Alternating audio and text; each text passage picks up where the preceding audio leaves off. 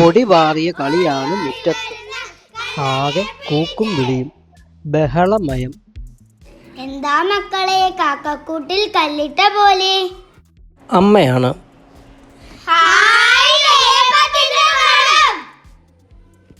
കുട്ടികൾ ആർത്തു വിളിച്ചു.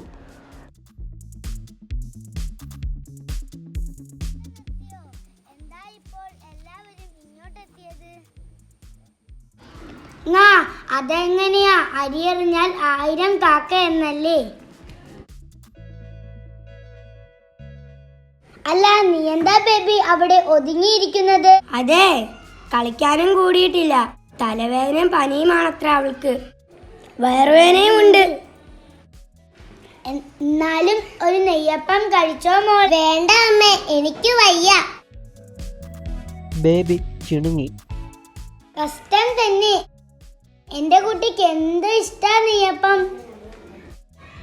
അത് തിന്നാറായപ്പോഴോ ആലുങ്ക പഴുത്തപ്പോ കാക്കയ്ക്ക് വായിൽ പുണ്ണ് എന്ന നിലയിലായി അവളുടെ കാര്യം.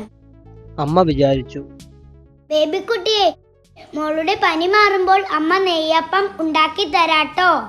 ബേബിയെ തൊട്ടു തലോടി ആശ്വസിപ്പിച്ച് അമ്മ അകത്തേക്ക് പോയി. മുറ്റത്തു നിന്നും വീണ്ടും ബഹളമുയർന്നു. കാക്കക്കൂട്ടിൽ കല്ലിട്ട പോലെ.